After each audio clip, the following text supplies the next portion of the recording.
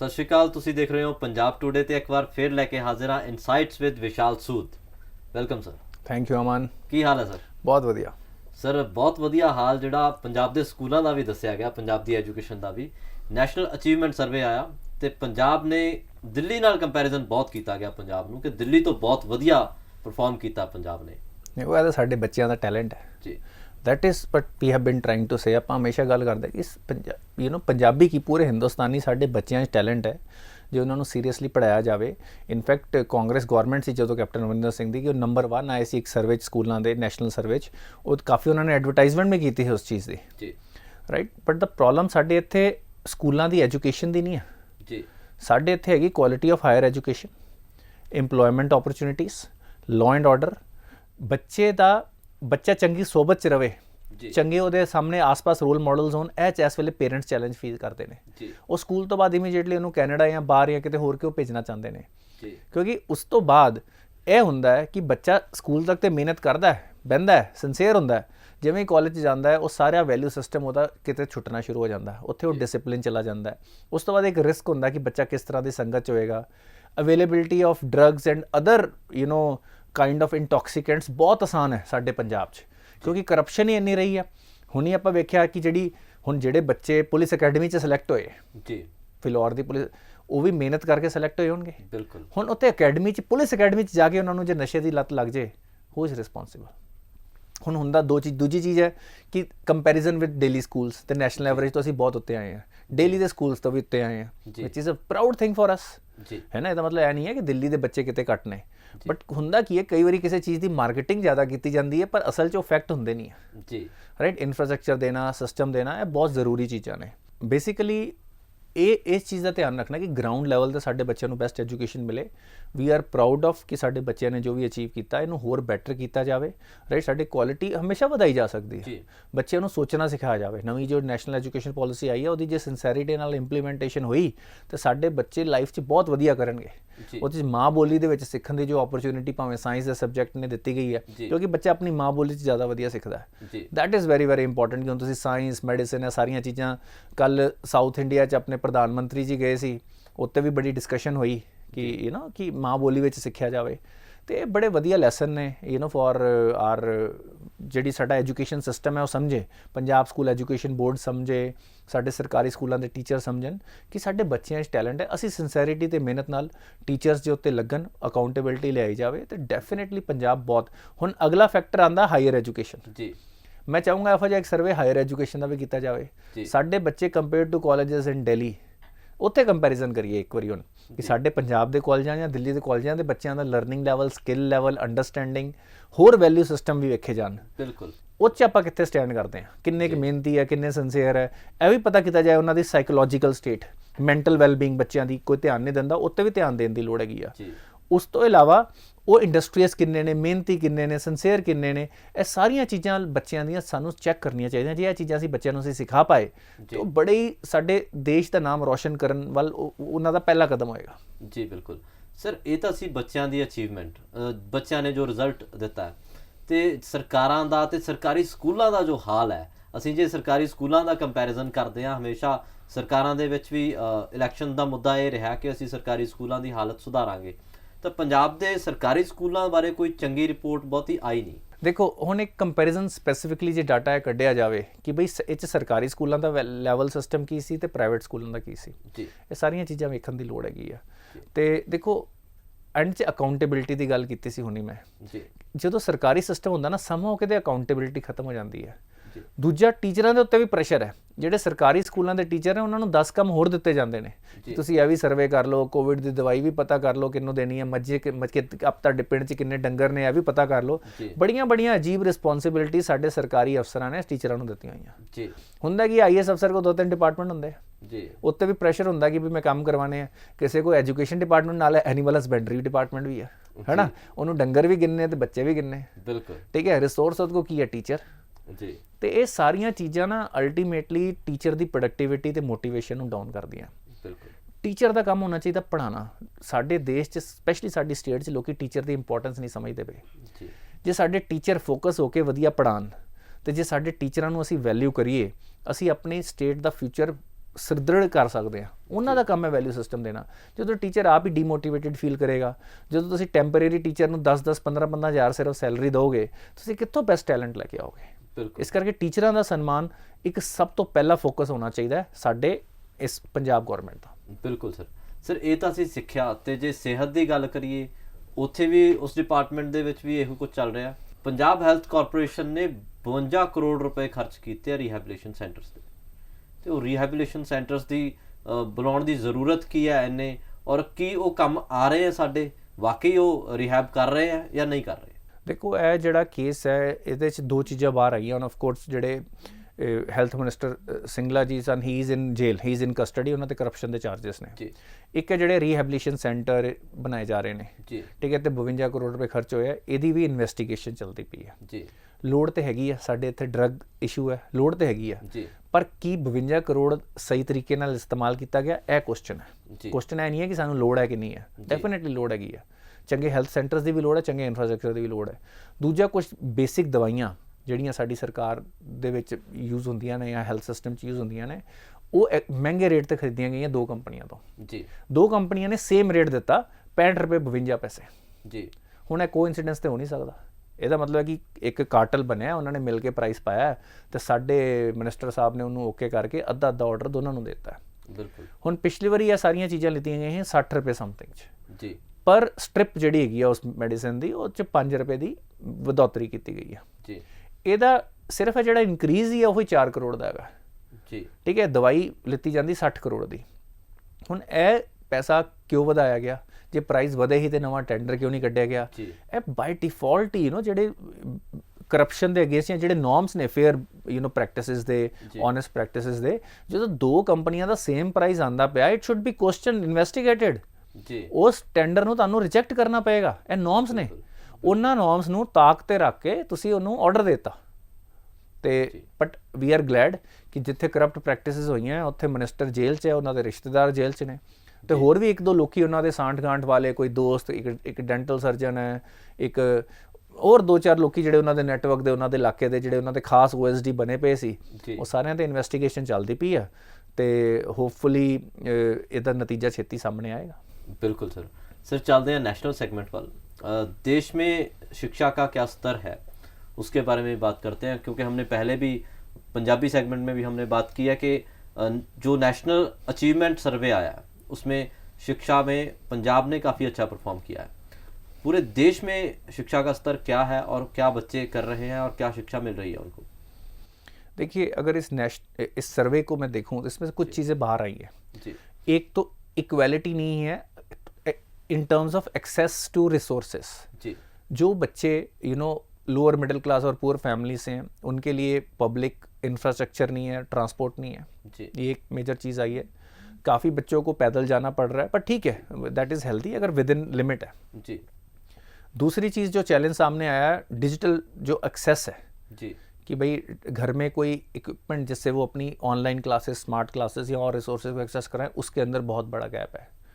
और एक सबसे बड़ी चीज़ जो हमेशा काम आती है, जो डिफ्रेंशिएट करती है कि बच्चे लाइफ में आगे बढ़ेंगे, उनके माँ बाप की कंट्रीब्यूशन और ध्यान पढ़ाई की तरफ।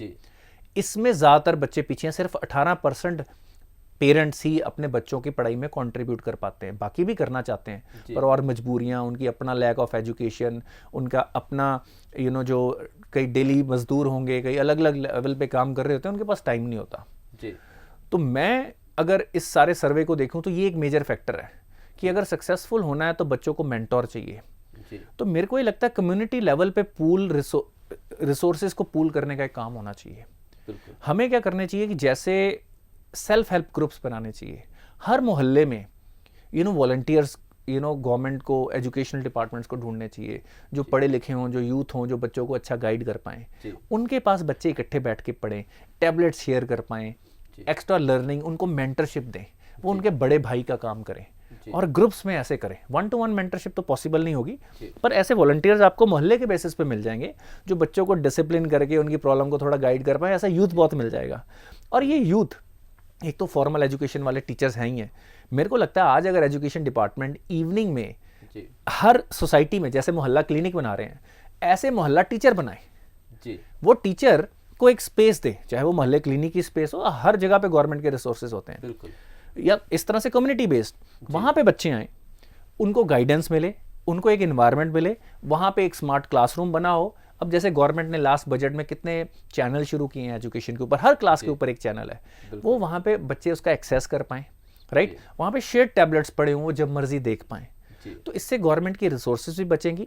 जो स्कूल में पढ़ाई हो रही है उसकी रीट्रेशन, बच्चों को इन्वायरमेंट नहीं मिल पाता ना, कई बार घर lower middle class low income families में कई बार वो इन्वायरमेंट ही नहीं मिल पाता कि बच्चा पढ़ना चाहता है, चाह के भी नहीं पढ़ पाता, उसकी मजबूरियां होती हैं। तो इसको एक काइंड ऑफ एक एक्स्ट्रा क्लास की तरह जो मोहल्ले में, और आप देखो कितनी एम्प्लॉयमेंट जनरेट करोगे, और ये एम्प्लॉयमेंट सरकार के लिए इतनी काम की होगी ना, इतनी काम की होगी विज अविज सरकारी नौकरी। मतलब आप एजुकेशन का एक और उसके ऊपर एक लेयर बना रहे हो, एक्सीलेंस की लेयर, जिनका काम ही मेंटरशिप देना है, बच्चों को गाइड करना है। ये मेरी सलाह है किसी भी एजुकेशन मिनिस्टर को, चाहे वो सेंट्रल लेवल पे हो, एचआरडी मिनिस्ट्री हो, चाहे हमारे यहाँ पे स्टेट एजुकेशन मिनिस्टर्स हो, ये मेरा उनको एडवाइस रहेगा कि आप इस तरह से क्यों नहीं सोचते कि एक लेयर ऑफ एजुकेशन टीचरों ने स्कूल में फॉर्मल कराया, अब बच्चों को जब दोबारा प्रैक्टिस करनी है, गाइडेंस लेनी है, नहीं तो उनको ट्यूशन्स पढ़नी पड़ती हैं, तो एक मेंटर, एक बड़े भाई की तरह जो उनको इन्वायरमेंट दे पाए, या बड़ी बहन की तरह, वो फॉर्मल उनका रोल हो, उनको भी उसके पैसे मिले, वॉलंटियर्स भी मिल सकते हैं, वो बच्चों को गाइड करे, उनकी बेसिक प्रॉब्लम समझे, उनके टीचर से कम्युनिकेट करे। तो ऐसे हर मोहल्ले में एक इन्वायरमेंट ऐसा दिया जा सकता है, बहुत ही अच्छा। रीजनल सिक्योरिटी डायलॉग हुआ सर, उसमें हमारे भी ऑफिशियल्स गए, उन्होंने पार्टिसिपेट किया, और अफगानिस्तान के बारे में ज़्यादा बात हुई उस पर। देखिए, हमारे national security adviser Ajit Doval और उनके काउंटर पार्ट्स काफ़ी कंट्री से, जैसे Iran, Russia, Uzbekistan, Afghanistan, China, ये सारों की एक मीटिंग हुई है जिसमें फोकस था अफगानिस्तान की सिक्योरिटी सोल्यूशन। जी, ये इंडिया इसमें एक मेजर स्टेक होल्डर है अफगानिस्तान में। हमारे वहाँ पे बहुत सारे इंफ्रास्ट्रक्चर प्रोजेक्ट चल रहे हैं, हमारे उनके साथ हिस्टोरिकल और एक कल्चरल टाइज़ हैं, राइट। और अफगानिस्तान ने हमेशा ये जो वेस्टर्न इंपीरियलिज्म है, जो वेस्टर्न कॉलोनियलिज्म है, उसका सबसे बड़ा खामियाजा हमेशा अफगानिस्तान के लोगों ने भरा है। वो एक हॉट बेड रहा है वॉर का, लड़ाई का, क्योंकि वो एक इम्पॉर्टेंट ट्रेड रूट पे भी बैठा हुआ था ट्रेडिशनली। आज वहाँ के लोग, आज अमेरिका वहाँ पे उस देश को कट्टर तालिबानियों के हवाले करके चला गया। उसके कारण वहाँ पे एक ऐसा इन्वायरमेंट पैदा हो गया जिसका एडवांटेज जो नेगेटिव कंट्रीज हैं जैसे पाकिस्तान है वो ले सकते हैं। वो वहाँ के यूथ को इंडिया के अगेंस्ट एक्टिविटीज़ में भी यूज़ कर सकते हैं। बिल्कुल। तो इस वक्त इंडिया को अपने असेट्स को, जो वहाँ पे असेट्स हैं, जो इंडिया ने वहाँ पे प्रोजेक्ट शुरू किए हैं, उसके अलावा कि जो कश्मीर सिचुएशन है उसके अंदर अफगानिस्तानी मिलिटेंट्स ना आ पाएँ, ये एक्टिवली इंडिया को देखने की ज़रूरत है। जी। ये अब दूसरा इसके अंदर जो मेजर फैक्टर आता है कि आप जब अफगानिस्तान से डील करते हैं, जब तालिबान की बात करते हैं, आप तालिबान को एक सेंट्रल, जैसे कोई इंडिया से डील करता है तो इंडिया के सेंट्रल गवर्नमेंट से डील करता है, हमारे मिनिस्टर से या प्राइम मिनिस्टर से डील करता है, और वो जो कहते हैं it is applicable across India. पर अफगानिस्तान ऐसा नहीं है। तालिबान हालांकि एक सेंट्रल गवर्नमेंट बना दी गई है, पर उनका ज़्यादातर अफगानी इलाकों में कंट्रोल नहीं है। हर जगह पे छोटे छोटे एक वॉर लॉर्ड्स बने हुए हैं जो अपने इलाके के सरदार हैं, और वो अपने तरीके से वहाँ पे चलते हैं। तो इंडिया ऑफ कोर्स ये प्रैक्टिकल रियलिटी समझता भी है। तो इंडिया अपने अगर असेट्स को प्रोटेक्ट करना चाहता है या अपनी कंट्री को, तो इंडिया को अगर तालिबान लेट से काउंटर इंडिया स्टेटमेंट्स देता भी है सेंट्रल गवर्नमेंट में, तो वो बहुत ज़्यादा उसको निगेट किया जा सकता है बाकी उनके अगेंस्ट जो पैरेलल फोर्सेज हैं उनके साथ भी डील करके। तो इंडिया को स्मार्टली प्ले करना पड़ेगा कि अफगानिस्तान में इस वक्त जो सिचुएशन है, वहाँ पे कहने को तो सेंट्रल गवर्नमेंट है पर कोई गवर्नमेंट नहीं है। वहाँ पे छोटे छोटे कबीले के सरदार हैं, वो अपने अपने इलाके पे राज करते हैं, और वो सिर्फ पैसा लेना देना जानते हैं, उनको कुछ गवर्नेंस से लेना देना नहीं है, वो लूट खसोट में करते हैं, and they are absolutely corrupt. Unfortunately Afghanistan आज ऐसे लोगों के हाथ में रह गया है जो वहाँ की पॉपुलेशन के लिए, चाहे वहाँ के स्टूडेंट्स हों, बच्चे हों, औरतें हों, यंगस्टर्स हों, वो इस वक्त उनका पूरा का पूरा फ्यूचर रिस्क पे आ रखा है, और वो ऑलरेडी बहुत सफ़र कर रहे हैं। तो इंडिया को इस वक्त एक नरेटिव बनाना पड़ेगा ताकि तालिबान और अफगानिस्तान की जो सिचुएशन है वो पूरी इस रीजन के लिए एक सिक्योरिटी रिस्क ना बन जाए। वो है रिस्क, पर वो रिस्क इतना ना हो जाए कि उसका हमें नुकसान होना शुरू हो जाए। जी बिल्कुल सर। एक फूड क्राइसिस की बात हो रही थी जब रशिया और यूक्रेन जो वार चल रही है, जो इन्वेजन रशिया का चल रहा है, तो उसके दौरान फूड सिक्योरिटी की बात बहुत हुई कि फूड क्राइसिस आ सकता है दुनिया में। तो रशिया ने अब दावा किया कि हम फूड क्राइसिस में पूरे विश्व की सहायता करेंगे, पूरी दुनिया की हेल्प करेंगे। देखो ये रशिया का बहुत बड़ा लैंड मास है, दुनिया का सबसे बड़ा देश है जी। उनके पास प्रोडक्टिविटी भी अच्छी है, वो दुनिया की काफ़ी परसेंटेज ऑफ ब्रेड उगाते हैं और यूक्रेन भी यही करता है जी। अब अनफॉर्चुनेटली वेस्टर्न कंट्रीज ने रशिया के साथ ट्रेड पे बैन लगा रखे हुए हैं जी। तो काफ़ी कंट्रीज चाह के भी उनसे चीज़ें नहीं ले सकती। अब जो यूके के फाइनेंस मिनिस्टर हैं ऋषि सुनक जी, उन्होंने कल ही एक पैकेज अनाउंस किया है for cost of living ease के लिए। उन्होंने एक स्पेशल टैक्स लगाया है एनर्जी कंपनीज के ऊपर जी, उनके ऊपर एक स्पेशल टैक्स लगेगा क्योंकि वो इस वक्त प्रॉफिट कर रही हैं एक्स्ट्रा जी। तो जब वेस्टर्न कंट्रीज ने जब रशिया के ऊपर भी बैन लगाना है तो मेरे को लगता है कि वो ओवरऑल बैन नहीं होना चाहिए। आप ठीक है, आप खुद तो उनसे एनर्जी भी ले रहे हो, पर जो दूसरी कंट्रीज जो उनसे फूड सप्लाईज लेती थी वो इसका पार्ट नहीं होना चाहिए। ये भी वो क्लासिक केस है कि जहां पे एक सर्जन के स्कैल्पल की जरूरत है वहां पे हम हथौड़ा लेके चले गए। आप ऐसे बैन ना लगाओ कि जो पूरे गरीब देशों की, गरीब लोगों की फूड सिक्योरिटी पे असर आ जाए। सबसे ज़्यादा असर किस पे होगा? अगर प्राइस फूड का महंगा होगा, अमीरों ने तो वही खाना है जो खाना है, उन्होंने वो तो अभी भी अपनी गाड़ियां खरीद रहे हैं। पर प्रॉब्लम आती है lower income people and lower income countries को। तो इस वक्त मेरे को ये लगता है कि ह्यूमैनिटेरियन जेस्चर तो यही होगा क्योंकि वहाँ पे मेजर प्रोडक्शन होती है। अब सडनली आप अचानक कहीं पे प्रोडक्शन तो शुरू कर नहीं सकते जहाँ का क्लाइमेट नहीं है। तो मेरे को लगता है कि रशिया के ऊपर जो फूड एक्सपोर्ट का है, स्पेशली ग्रेन्स का है या अदर जो पोटैटोज का है, जो खाने की चीज़ें हैं, वो वाला एक्सपोर्ट पे बैन हट जाना चाहिए। ये यूनाइटेड नेशन को इस तरफ देखना चाहिए और ये रशिया का अच्छा जेस्चर है जी। अगर आप अलाउ करोगे तो ये चीज़ें हो पाएंगी। पर अब देखते हैं कि जो नेटो कंट्रीज हैं या यूएस है वो अपना इंपीरियलिस्ट माइंड सेट छोड़ के क्या वो आम लोगों की जो तकलीफ है उसके बारे में सोचते हैं कि नहीं। जी सर, पूरी देश और दुनिया के बड़े मुद्दों पे हम चर्चा कर चुके हैं और हम अब आते हैं हमारे पड़ोसी देश पाकिस्तान पर। तो पाकिस्तान में इमरान सरकार गिरी थी। अब इमरान खान ने अल्टीमेटम दिया सरकार को कि अब 1 हफ्ते में आप इलेक्शन करवाएं। देखिए, इमरान खान का ये जो गेटिंग आउट ऑफ पावर, ये एक बहुत ही मेरे को लगता है कि जैसे एक जासूसी नावल की तरह बनता जा रहा है, एक थ्रिलर की तरह बनता जा रहा है। उन्होंने तो यूएस पे इल्ज़ाम लगाया है कि भाई उनके एम्बेसडर को यूएस सेक्रेटरी ने बोला था कि भाई यहाँ तो पाकिस्तान को इमरान खान को नो कॉन्फिडेंस मोशन से हटा दो, नहीं तो आपको बहुत नुकसान होगा। उन्होंने ये यूएस पे इल्ज़ाम लगाया। ऑफ कोर्स यूएस डिनाई कर रहा है और वो कह रहे हैं कि तब तो नो कॉन्फिडेंस मोशन की बात ही नहीं हुई थी, उनको पहले से पता था। वो ये इल्ज़ाम लगा रहे हैं कि उन्होंने ये बोला है इस बार भी कि ये जो फॉरेन मेड सरकार है जी, वो ये इल्ज़ाम लगा रहे हैं कि ये सरकार यूएस की पपेट सरकार है, उन्होंने यहाँ पे बनाई है और क्योंकि वो रशिया गए थे इसलिए उनके ऊपर ये एक्शन लिया गया है जी। वो कह रहे हैं कि मेरा एक गरीब देश है, मेरे को अगर रशिया 30% डिस्काउंट दे रहा है तो मैं क्यों ना लूँ। और उन्होंने इंडिया का भी जिक्र किया कि इंडिया ले रहा है, इंडिया को तो कुछ नहीं कह रहा, पर आप इंडिया की बैकग्राउंड और हैसियत तो देखो। वेयर डज इंडिया स्टैंड दुनिया के वर्ल्ड ऑर्डर में, वेयर डू यू स्टैंड, और आपकी हिस्ट्री क्या है? You are kind of practically everyone see you as a terrorist state जी। अब इसमें दूसरी चीज आते हैं उनके इंटरनल पॉलिटिक्स की। एंड में हमें भी पता है वहां पे डीप स्टेट है, आर्मी कंट्रोल करती है।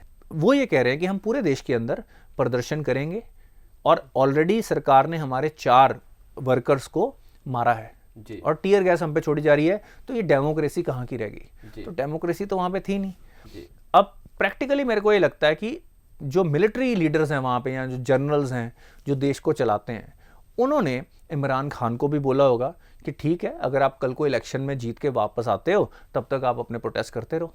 इससे क्या होता है कि सिविलियन गवर्नमेंट वीक रहती है। अब आर्मी की जरूरत जो गवर्नमेंट पावर में है उनको भी है और ओपोजिशन लीडर्स को भी है, तो इस तरह उनको आपस में बैठाए रखते हैं और प्रैक्टिकली पूरे देश को वही कंट्रोल कर रहे होते हैं। मैं फिर से एक बार कहूंगा कि पाकिस्तान अकेला ऐसा देश है जो किसी आर्मी का है। दूसरे देशों के पास आर्मी होती है और पाकिस्तान की आर्मी के पास एक देश है। शुक्रिया सर। इसी तरह की देश और दुनिया की जरूरी जानकारी के लिए देखते रहिए पंजाब टुडे। नमस्कार।